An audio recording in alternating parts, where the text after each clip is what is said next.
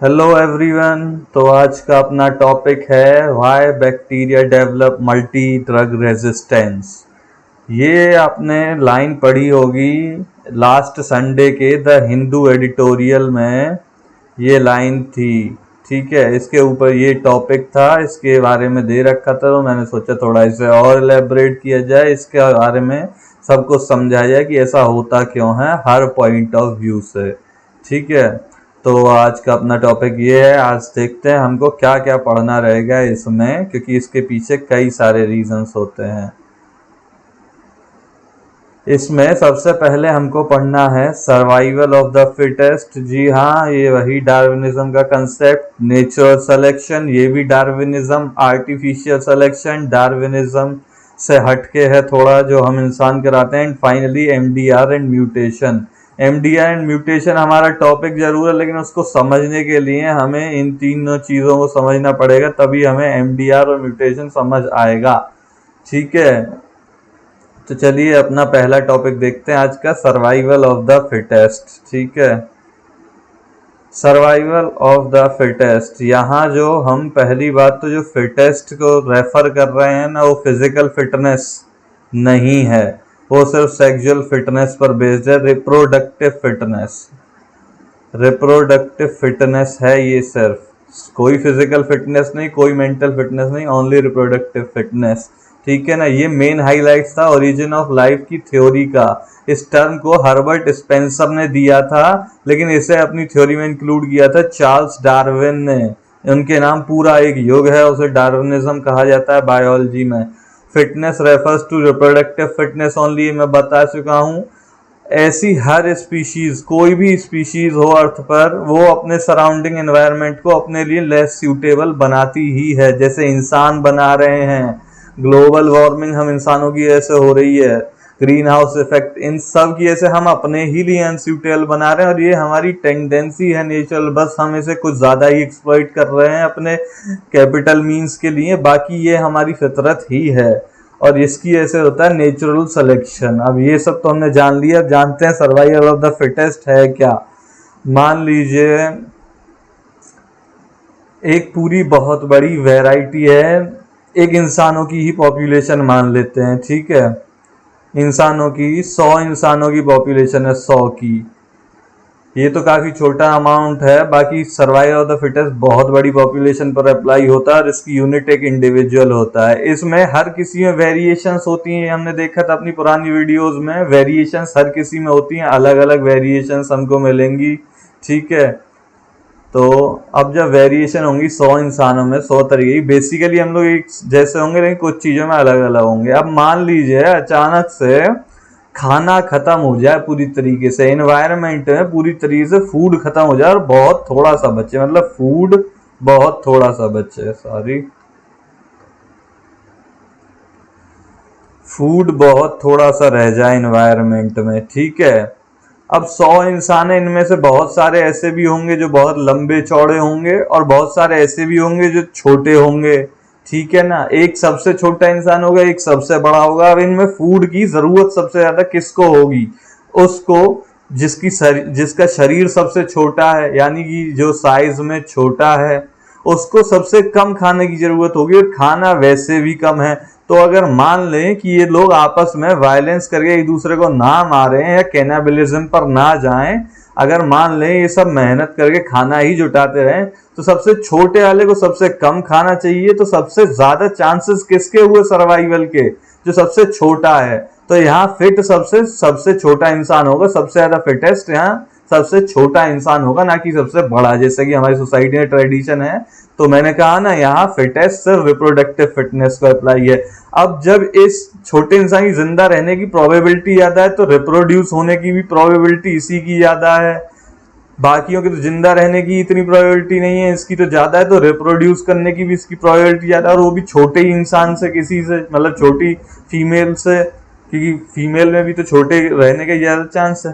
तो अब दो छोटे छोटे रिप्रोड्यूस करेंगे, तो जाहिर सी बात है ऑफस्प्रिंग भी काफी हद तक छोटे ही होंगे। अगर हम मेंडेलियन ट्रेड्स लगाएं तो वाकई में छोटे ही निकलेंगे यहाँ भी। तो बस सर्वाइवल ऑफ द फिटेस्ट। ये देखिए एक कॉलोनी है, ये सब एक जैसे हैं, ये अलग है, बट ये निकल के जा रहा है क्योंकि ये फिट था इन सब से ज्यादा। तो at last survival of the fittest हमेशा अप्लाई होता है, हम इंसानों में भी अप्लाई होता है।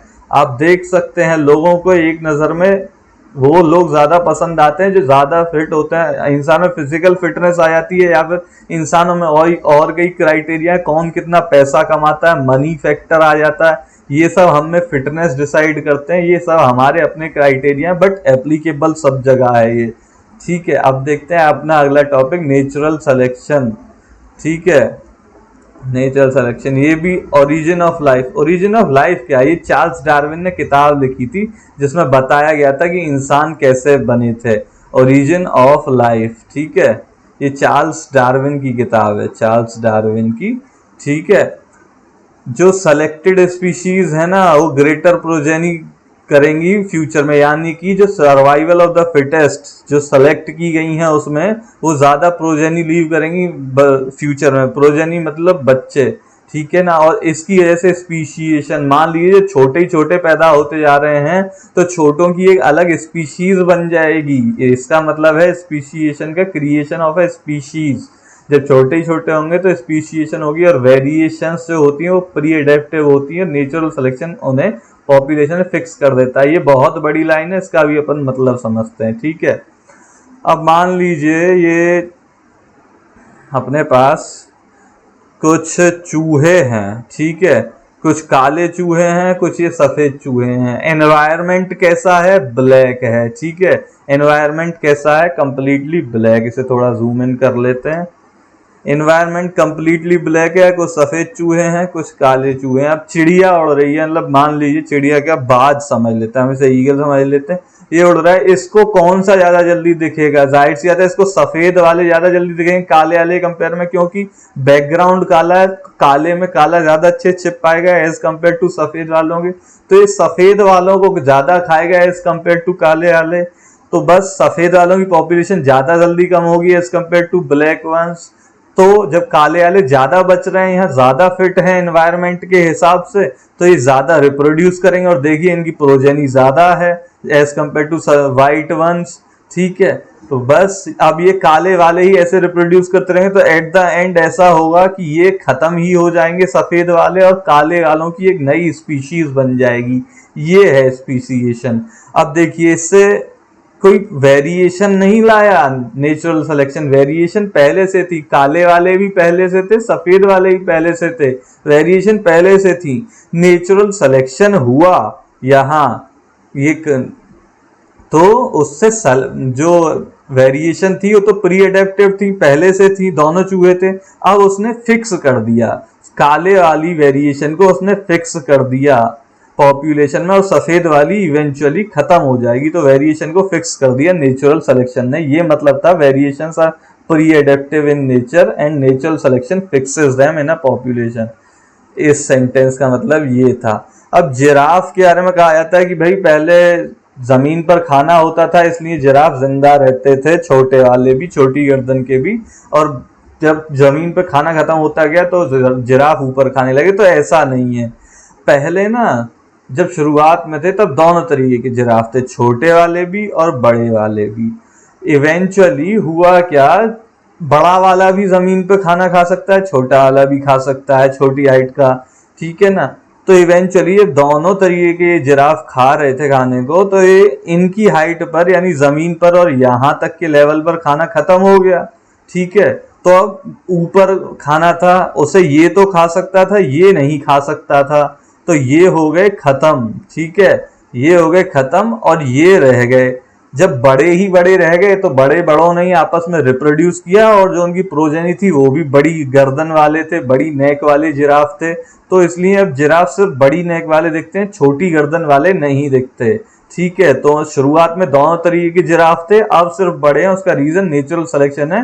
क्यों? क्योंकि पहले दोनों थे लेकिन फिट लंबे वाले ज्यादा थे नेचुरल सिलेक्शन के पर्पज से, इसलिए वो सर्वाइव किए। ऐसा कुछ नहीं है कि खाना ऊपर था तो वो अपनी गर्दन खींचते गए इसलिए वो लंबे हो गए, ऐसा कुछ नहीं है। ऐसा होता तो इंडियन महिलाओं में कान को पियर्स कराना, यानी ईयर की पियर्सिंग और नोज की पियर्सिंग बहुत पहले से चली आ रही है। ऐसा होता तो आज लड़कियां पैदा होती पियर्स कानों के साथ, या फिर नाक के साथ, ठीक है, कान छिदवाना और नाक छिदवाना। अब बात करते हैं आर्टिफिशियल सिलेक्शन की। नेचुरल सिलेक्शन में तो नेचर सेलेक्ट करता था एनवायरनमेंट के हिसाब से। आर्टिफिशियल सिलेक्शन में जो आर्टिफिशियली होता है ये सिलेक्शन, ठीक है ना, इसे कराते हैं इंसान। ये इंटेंशनल भी हो सकता है, इंटेंशनल भी। अभी हम यहाँ समझेंगे इंटेंशनल वाले को। अनइंटेंशनल की अभी आपको मैं बहुत शानदार एग्जांपल बताऊंगा। वही आएगा हमारा MDR। Traits selected are generally those which are beneficial to humans, ठीक है। ऐसा क्यों कहा? पहले एक कबूतर हुआ करता था, रॉक पिजन। अब इंसानों को कुछ और चाहिए। अब इंसानों को खूबसूरत टाइप का चाहिए था, तो खूबसूरत ही रॉक पिजन्स को क्रॉस करवाया, मेट करवाया, खूबसूरत वाले जो रॉक पिजन थे। और इनफैक्ट तो इतना ज्यादा मेट कराया कि एक अलग स्पीशीज बन गई इनकी, इंग्लिश फैंटेल की मसक्कली टाइप का जो कबूतर है, ये अलग ही स्पीशीज बन गई। Artificial selection. और ये इंग्लिश पाउटर, ये किसी और काम के लिए, ये किसी और काम के लिए। और एक ये रहा यहाँ एग्जाम्पल, ठीक है ना। ये वाइल्ड मस्टर्ड थी, यानी शुरुआत में ऐसी मस्टर्ड थे।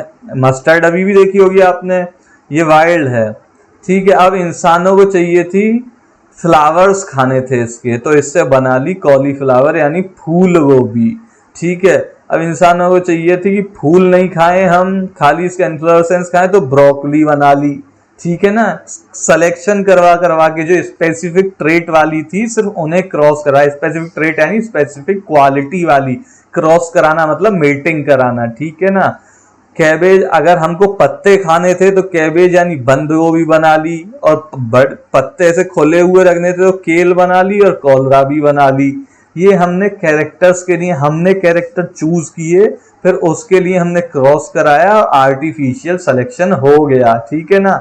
अभी इस काम को कितना टाइम लगा? इस काम को बहुत टाइम लगा होगा। इतना सब बनाने में, नई स्पीशीज एक दिन में नहीं बन जाती, हजारों साल लगे होंगे। हजार नहीं तो एटलीस्ट 100 साल। और अगर यही काम नेचर में कराते ना तो इसके लिए मिलियंस ऑफ ईयर लगते, क्योंकि इंसानों को तो पता है कि ये वाला ये है तो उसी ही क्रॉस कराएंगे उठा के। नेचर ऐसा नहीं करता, नेचर डायरेक्टली काम कभी नहीं करता। नेचर एटमॉस्फेयर में चेंज करता है, एनवायरनमेंट में चेंज करता है, तब ऐसा होता है। इसलिए नेचर को मिलियंस ऑफ ईयर्स लगते हैं, और जहां इंसानों ने 100 साल में करा ली, ठीक है। नेचर को मिलियंस ऑफ ईयर्स लगते और इंसानों ने 100 सालों में करा ली, तो इंसानों ने कुछ तो अचीव किया, चलो एटलीस्ट। बट अब इसके नेगेटिव इफेक्ट्स भी हैं। अब पढ़ते हैं हम MDR एंड म्यूटेशन। हमारा जो मेन टॉपिक था वो यही था। ये सब तो अभी उसे समझाने के लिए थे, ठीक है। MDR यानी कि मल्टी ड्रग रेजिस्टेंस और म्यूटेशन, ठीक है।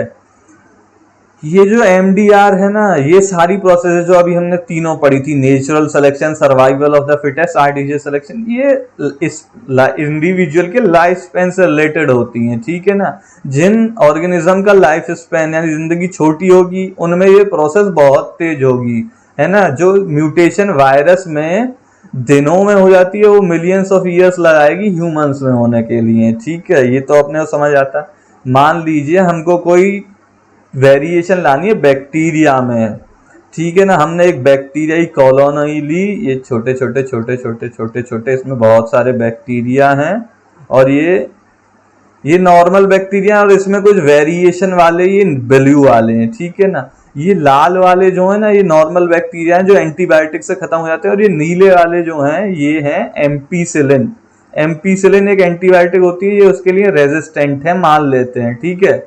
हमने इन्हें एम्पीसिलिन पे ही डाल दिया, अब इन सारे बैक्टीरिया को, ठीक है। तो लाल वाले तो मर जाएंगे क्योंकि एम्पीसिलिन के लिए रेजिस्टेंट नहीं है, ब्लू वाले बच जाएंगे। तो अब जो ये चाइना डिश हमारी बची, इसमें सिर्फ ब्लू वाले बैक्टीरिया होंगे, ठीक है ना, क्योंकि ये एम्पीसिलिन रेजिस्टेंट हैं। ये अभी तक तो इतने थे, लेकिन अब इन्हें एनवायरनमेंट मिल गया, अब इनके लाल बैक्टीरिया है नहीं ये वाले, तो अब इन्हें कोई कंपटीशन नहीं, अब ये थ्राइव करेंगे, अब ये और ज्यादा अपनी पॉपुलेशन बढ़ाएंगे। और बैक्टीरिया एक एस्केरेशिया कोलाई नाम का बैक्टीरिया होता है, ई कोलाई जिसे हम कॉमनली बोलते हैं, बहुत ज्यादा यूज किया जाता है ये लैब में या बायोटेक के फील्ड में।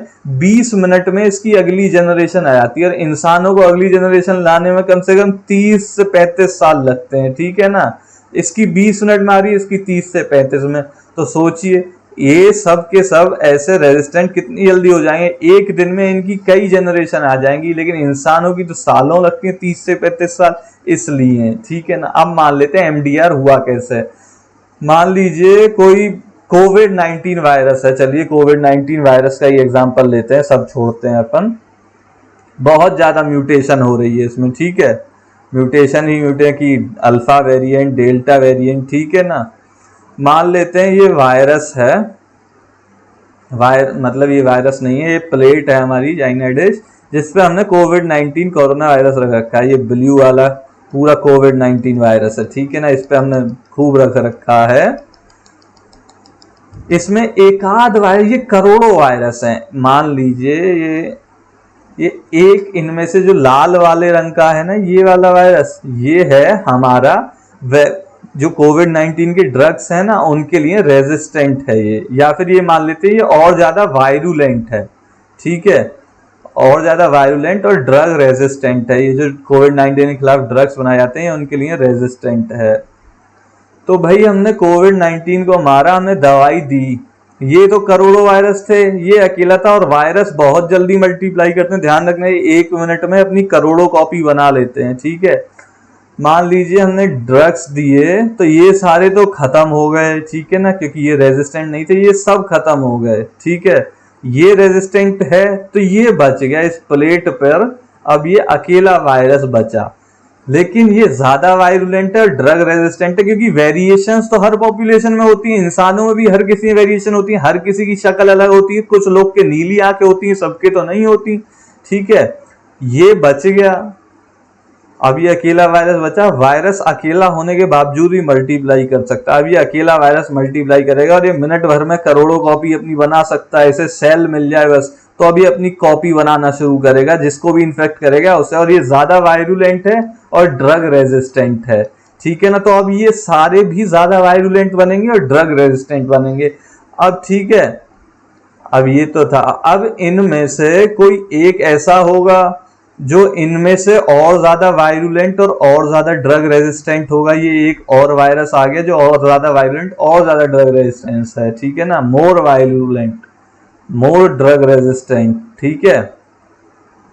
तो अब हमने इसके खिलाफ ड्रग बनाई तो ये वाले सारे मर गए, लाल वाले सारे खत्म हो गए जो पहले बचे थे, लेकिन इस बार नीला वाला ये ग्रीन वाला बच गया, ये और ज्यादा वायरुलेंट है और ज्यादा ड्रग रेजिस्टेंट है, तो अब ये मल्टीप्लाई करेगा, ठीक है ना।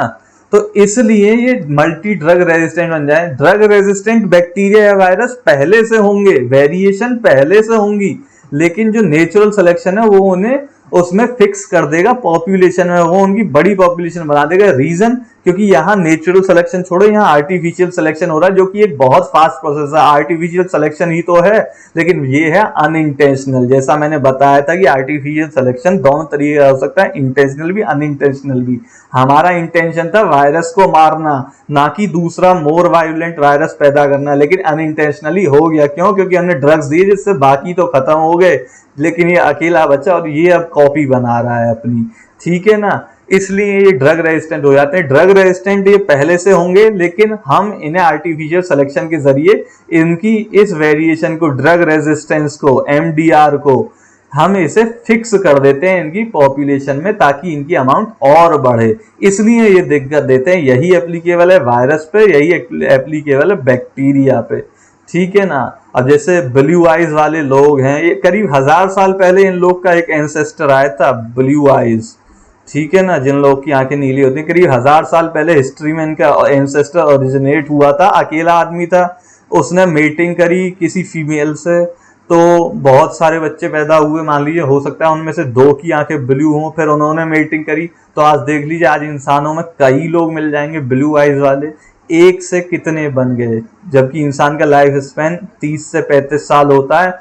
वो नेक्स्ट जनरेशन का टाइम 30 to 35 ईयर्स से नेक्स्ट जनरेशन बनाने का टाइम होता है, बच्चे से बाप बनने का टाइम। तो देख लीजिए अब इनके इतने एंसेस्टर हैं, तो इनकी लाइफ साइकिल तो इतनी छोटी होती है, इनके कितने बच्चे बनते होंगे, सोच लीजिए। इसलिए होता है एमडीआर या फिर म्यूटेशन। रीजन इसका यही है, क्योंकि हमें नेचुरल सिलेक्शन और सर्वाइवल ऑफ द फिटेस्ट समझना था, इसलिए एनवायरनमेंट में हमने ड्रग डाले तो सर्वाइवल ऑफ द फिटेस्ट, जो ये रेड वाला था ज़्यादा वायलेंट और ज़्यादा ड्रग रेजिस्टेंट, वो बचा, फिर ये बना, फिर ये बना। तो थैंक यू, और अब मिलते हैं अपनी नेक्स्ट वीडियो में।